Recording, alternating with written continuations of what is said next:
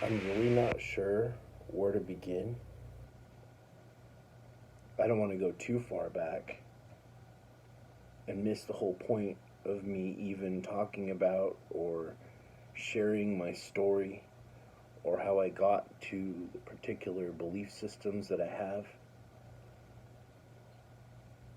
But there's this drive inside of me where I feel like I need to share some of what happened to me, what it was like before, what it was like during, and what it was like after. So maybe one person might hear what I have to say and it helps, even if it's just like a little bit.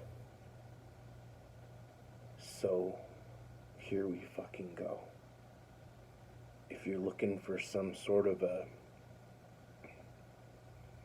super Christian preacher, I think you're gonna have to go keep going, because I'm not him.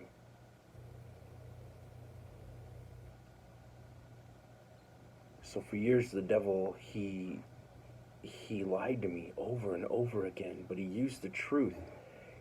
It was just, you're not good enough, Kia. You're not good enough. You'll never be good enough. Look at all the reasons why you're not good enough. I mean, you're a criminal, you're a liar, you're a thief. You have all this record. You've been locked in jail. You're a piece of shit. You're fucked up. You're homeless. You're sleeping under a bridge.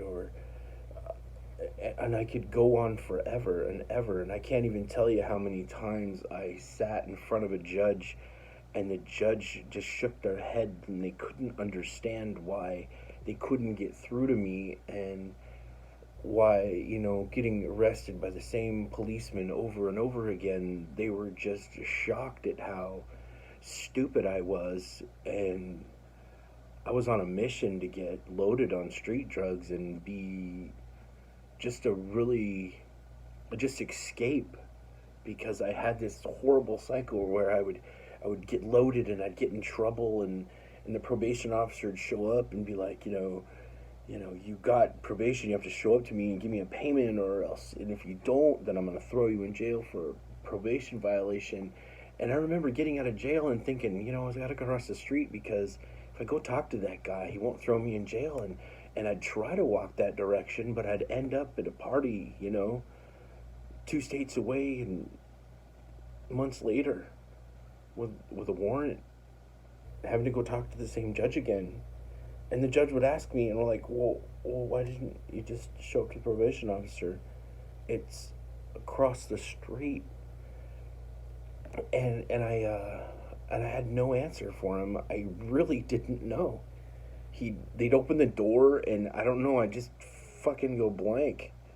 Well, it's time to go get loaded in this direction, or whatever. And I would just do that over and over and over again.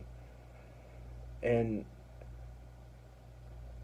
so when the devil was able to, always remind me over and over and over again, you're not good enough.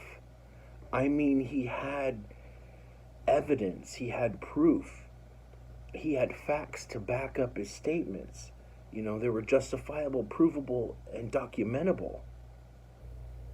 You're not good enough. You'll never be good enough.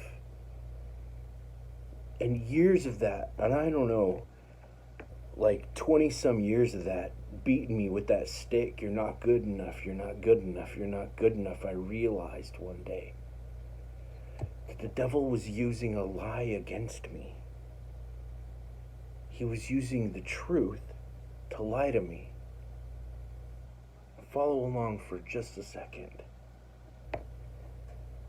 If there's this omni-galactic super spiritual God who has all power and has sufficient grace, then if he wanted to make me perfect, he could have done it at any moment, and I would never have ever needed him, because I would have been all sufficient.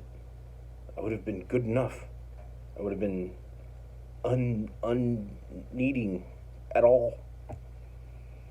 But that's not exactly what he did. I think what he did was he made me perfectly to need him, to, if you will, interlock with his consciousness inside my soul. I believe he is the reflection that I need in my heart to make decisions, to call out for strength and help. This is my Heavenly Father. So the devil broke his stick one day, hitting me with, "I'm not good enough." And I realized that he was right. You've got one, devil. You're right. I am not good enough. And you have all the reasons, and you know them all really well. But I was perfectly made to need God, and He is good enough when I am not.